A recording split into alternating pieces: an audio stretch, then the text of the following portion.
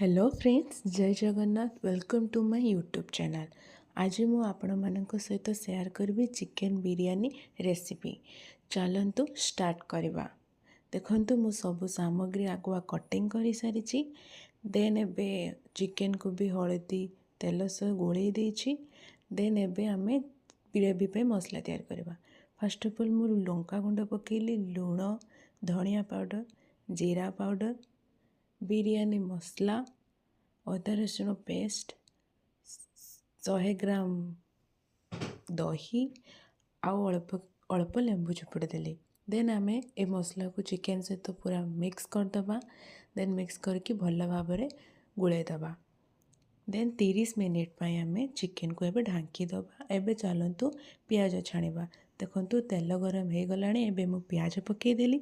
पियाज सह अल्प लूण पकई देबा जेमति पियाज भल भाव सीझी जीवो। देन देखंतु आम पियाज रेड हो गलानी। एबे आमे ताको छाणी दबा। आपण आलू को भी एमती करिकी छाणी पारिबे। देन मु गोटे जगह पानी नेली, 2 चामच घी, आपण चाहिले रिफाइन ऑयल ऐड कर पारिबे। देन मसला पकेली। देन तापरे धनिया पत्र पकेली, लेंबू चुपुड़ी के पकईदेली। देन पानी फुटी आसला परे बिरयानी चाउल जो आम बतरी की रखिथिबा सेटा ही आम एबे पकईदबा। एबे हम राइस हो गलानी। एबे आमे ताको छाणी नबा। चिकेन एबे कषिबा। देन अल्प तेल रे मु किछि मसला पकेकी चिकेन मसला एबे कषिली। देन देखंतु आमे चिकेन मसला एबे रेडी हो गलानी। एंड कषि भी गलानी। देन एबे आमे चिकेन जे गोले थिबा सेटा को आमे पकईदबा। भल भाव पकईदबा। तापर आमे गैस को सिम रखिकी चिकेन को एपट सेपट करवा जमती कि चिकेन भल भाव हो। देखंतु चिकेन एबे भल भाव रेडी हो गलानी। देन आमे एबे दम दबा। दम दबा मु फास्ट चाउल रखिली।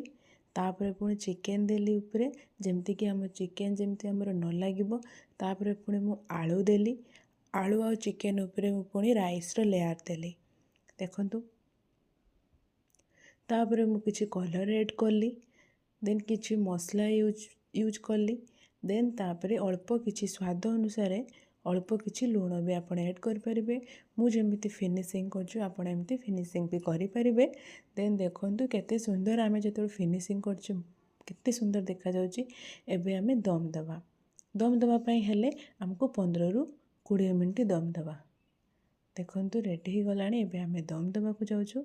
15-20 मिनिट परे दम दे सारा पर देखंतु आम बिरयानी रेडी हो जाइए। केते सुंदर देखा जाउची। आपण भी एमती बिरयानी घरे करी खांतु आ मजा नियंतु। जय जगन्नाथ।